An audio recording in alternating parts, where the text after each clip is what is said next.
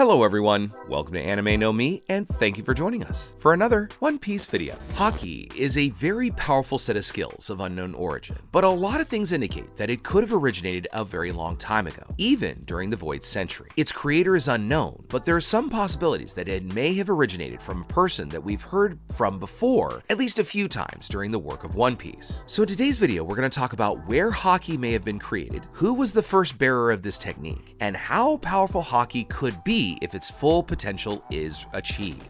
Before we go deeper into these mysteries, if you're new to the channel or even if you've watched a bunch of our videos, we'd be absolutely honored if you'd leave us a like or even subscribe and maybe leave us a comment letting us know what you thought of the video. It really helps us out and motivates us to make more content. And if you'd like to help us out in a bigger way, consider sharing this video or your favorite with a friend. But without further ado, let's get into the video. So my friends, Haki is a very mysterious power that allows the user to manifest their own spiritual energy or soul or life force, however you want to phrase it, for various purposes. And it's also a technique that only very determined people can learn to use effectively. This power can be used to sense other people's presence, predict their movements, or even be used as a protective layer that can be used for other purposes as well. And of course, the most powerful version of Haki, in which only a very few people possess, is because these people are born with it, and often referred to as chosen ones, because through this Conqueror's Haki, these people can dominate the willpower over other living beings. Now, it is said that all living beings in the world are capable of learning Haki. However, not everybody does, or nor do they awaken the technique for various reasons. The most common of which is maybe lack of interest, or at least lack of knowledge about Haki. We've learned through different revelations in the story of One Piece that devil fruits existed over 800 years ago, during the Void Century. And this could mean that Haki may have also been created long ago as a means for people to be able to confront devil fruit users. As far as we know, Haki is the only technique that's capable of being a counter to devil fruits because it's able to completely nullify the user's techniques with its 3 different options, allowing Haki users to confront devil fruit users. Now, it's not known exactly who was responsible for creating or discovering this technique, but there is one possibility that could be the true origin of this powerful ability of Haki. As we've learned, Joy Boy was a very striking figure from the Void Century, and he was able to accomplish some great things, but all of these were erased along with the events of the Void Century. We also still don't have an answer to what or who Joy Boy is, but I think we can safely assume that it's a title passed down from those who possess the Nika Nika fruit, so its user gets the title of Joy Boy. This title could have even been passed through multiple people during the past, and there may have even been more than 2 other Joy Boys, but at some point,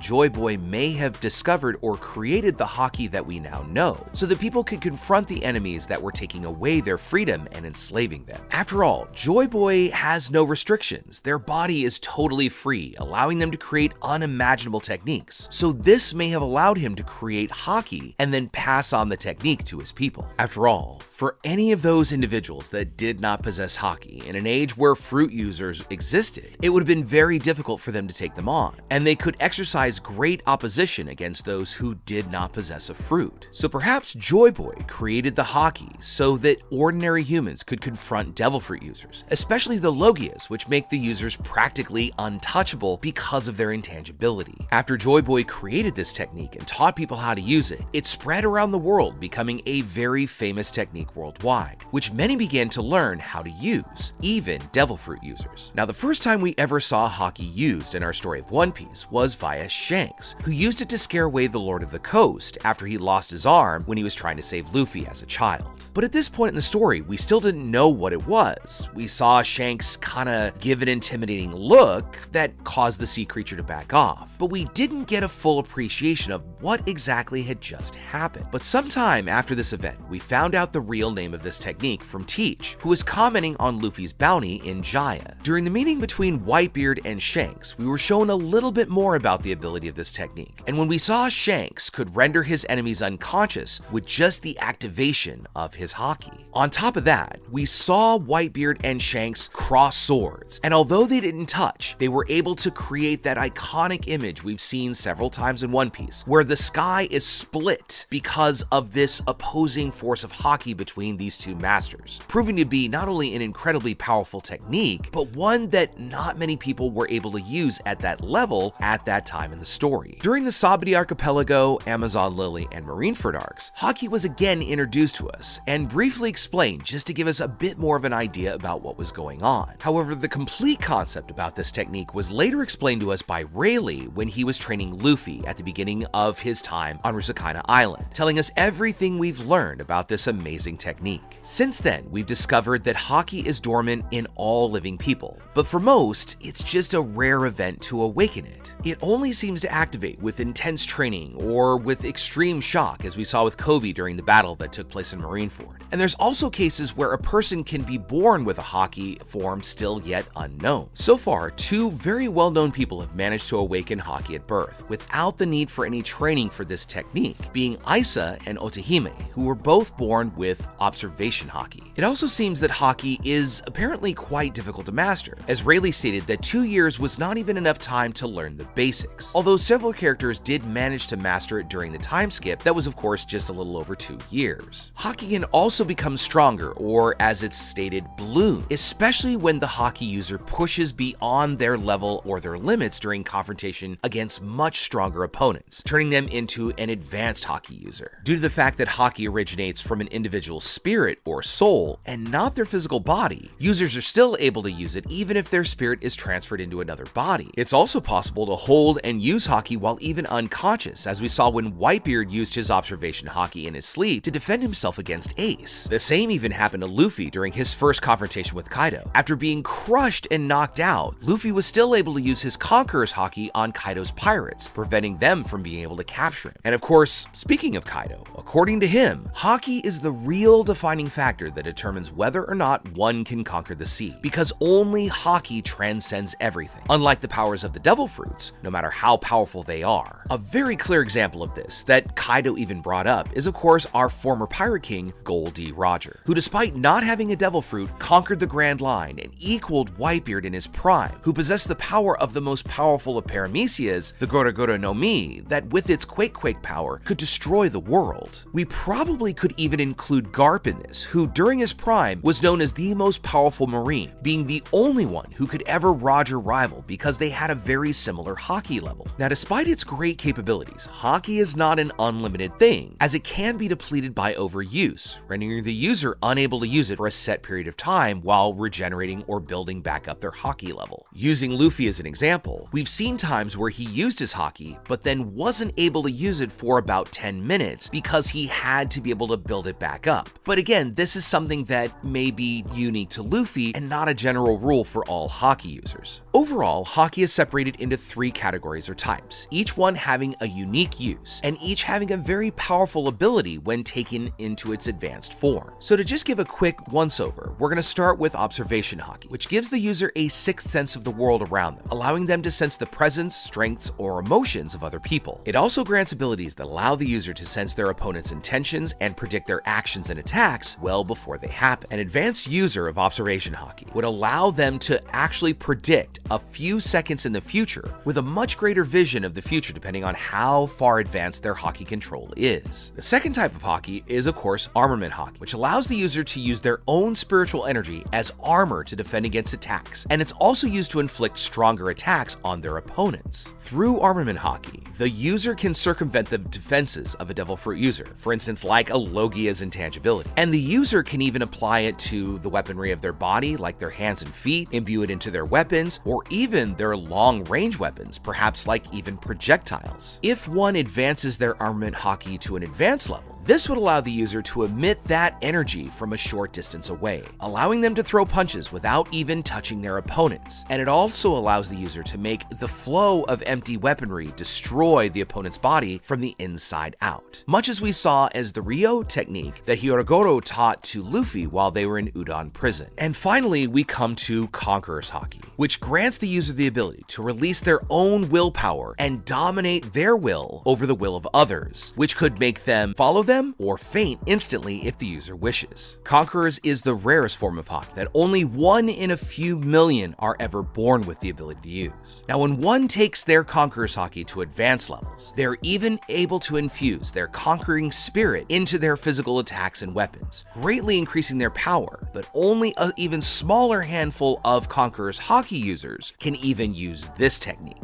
We've even learned recently through the One Piece film Red Move that there's an even higher level of Conquerors, where one is able to manipulate their aura and presence and negate an opponent's ability to use their observation Haki, in effect killing their ability to use future sight. Most people who can use Haki tend to have one type that they're just a little bit better at, and this is mostly a result of focusing on training one type or fighting with that type a lot more. However, anyone can improve their skills with all types of Haki, it just requires more work. But as we can see, Haki is fundamental during combat, being the most powerful technique in the world of One Piece, and those who can use it at its full potential become the strongest. This would mean that if Joy Boy was the creator of Haki, he could be considered the most powerful character that has ever existed. And now that Luffy is following the legacy of his predecessors, he too could become the most powerful Joy Boy of his era through his mastery of Haki. So with all that said, my friends, we'd now love to know what you think about it. Who do you think came up with Haki? Do you think it was something imagined by Joy Boy as a way to combat the up-and-coming Devil Fruits during the Void Century? Or do you think it's something that predates Devil Fruits? Next, what do you think about this idea of the Joy Boy title being passed down? Do you think it was just the one and the Nika Nika fruit floated around until it found Luffy? Or have we had perhaps a lineage of Joy Boys keeping peace in the world? Let us know what you think in the comments below. So as we wrap up our video for the day, I want to thank you all so much for watching the video all the way up to the very end. Be sure you comment on any themes or ideas that you'd like to see in future videos. And also, since you made it this far, give us a like or hit that red subscribe button before you head out to take on the rest of your day. I hope to see you all in our next video, and let's keep sailing this giant sea together. Take care.